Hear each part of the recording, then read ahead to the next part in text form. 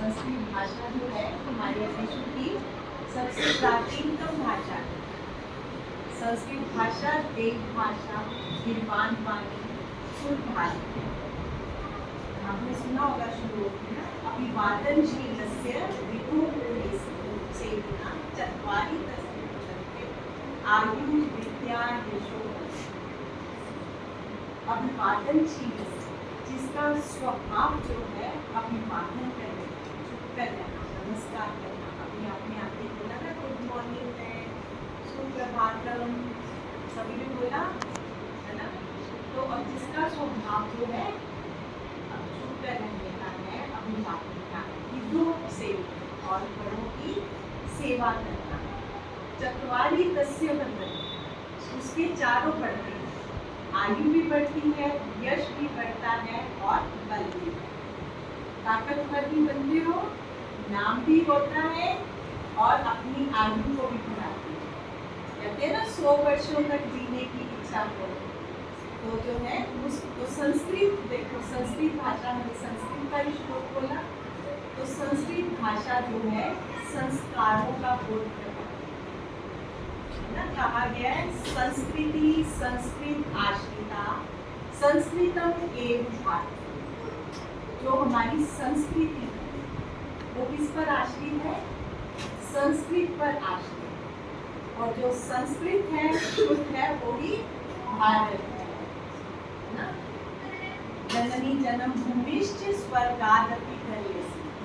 जननी हमारी जन्मभूमि है और स्वर्ग से भी बढ़ी है। तो देशभक्ति भाव, देश प्रेम, ये सब जो कौन सिखाते हैं? हमारी संस्कृति है ना। तो भारतीय संस्कृति जो है उसका रूप क्या है? भारतीय संस्कृति का रूप है संस्कृत भाषा। ठीक है, उस जड़ पर ही अन्य भाषाएं के ये यूएनओ का भी मानना है बच्चों। यूएनओ का मानना है कि दुनिया भर की जो 97% भाषाएं हैं वो किस पर आधारित है? संस्कृत पर आधारित है। तो संस्कृत भाषा हमें हमारी संस्कृति से जोड़ी रखती है। संस्कृत भाषा जो है संस्कारों का बोध कराती है। और आज तो बच्चे संस्कृत भाषा में रोजगार की भी बहुत संभावनाएं हैं। तो हमने जो है, और संस्कृत भाषा को जो मान सम्मान मिलता है ना बच्चे, वो सिर्फ भारत में नहीं है, वो विदेशों में भी मिलता है। सर मैं एक बच्चों को बताना चाहूँगी कि मैंने अमेरिका जाना था, तो वहाँ जाते ही इमिग्रेशन होती है। तो इमिग्रेशन के बाद ही तुम दूसरे देश में एंटर कर सकते हो। तो उस समय उसने मुझसे पूछा कि आप आर यू वर्किंग, कि आप काम करते हैं, कि कोई है आपका? तो मैंने बोला मैं टीचर। तो उन्होंने बोला विच सब्जेक्ट? तो मैंने उसको बताया कि मैं संस्कृत की टीचर हूँ। तो वो नाइजीरिया का था, ब्लैक था और सीनियर ऑफिसर था वहाँ का। जब मैंने बोला संस्कृत की टीचर हूँ, वो इमीडिएट वहाँ से खड़ा हो गया अपनी सीट से। तो उसने कहा ओ एंशिएंट लैंग्वेज संस्कृत। सर उसने पूछा ही, उसने पासपोर्ट में स्टैम्प लगाया कि कितना मान संस्कृत को बाहर दिया जाता है। सर उसने दोनों हाथों से पासपोर्ट मुझे झुककर पकड़ा। तो संस्कृत भाषा का बच्चे बहुत मान सम्मान यहाँ ही नहीं, देशों विदेशों में, और विदेशों में ही बहुत सारे नौकरियां कर रहे हैं अपनी संस्कृत भाषा को। तो संस्कृत भाषा इसीलिए कहते हैं देव भाषा, सुर भारती, गिरवान वाणी, और संस्कृत भाषा हमारी विश्व की सबसे प्राचीनतम भाषा है। तो संस्कृत भाषा ही है जो हमें,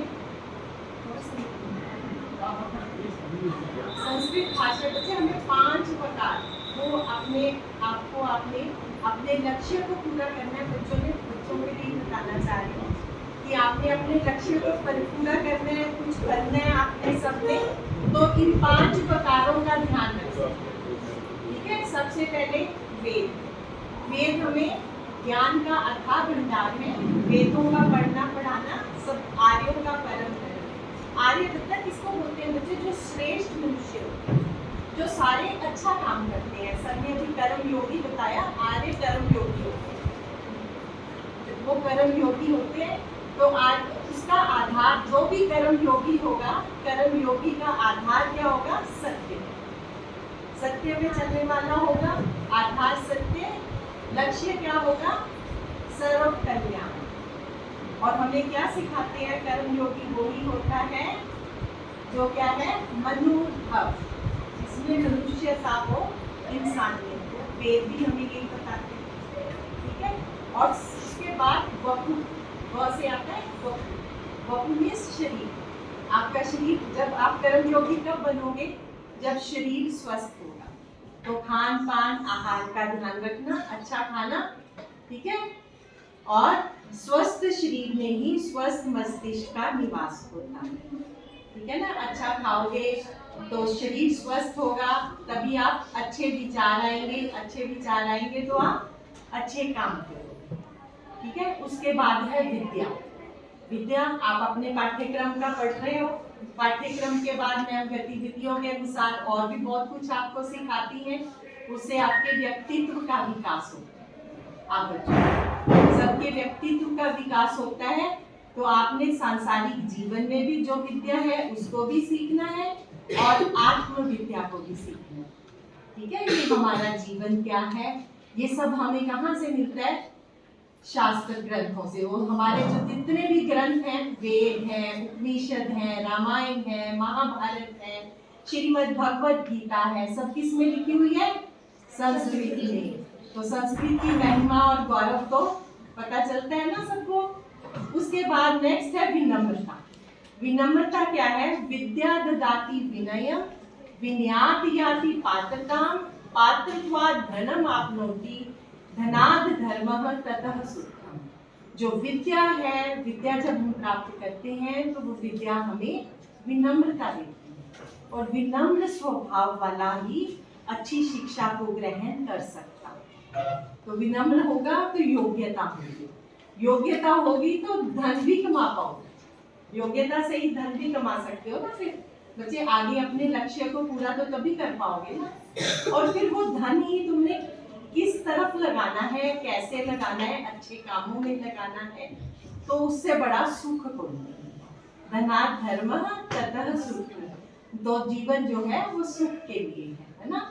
नेक्स्ट है वाणी। बस लास्ट पांचवा वर्ब वाणी, बच्चों के लिए भी सबके लिए 5 वर्ब मैंने बताए हैं, तो पांचवा है वाणी।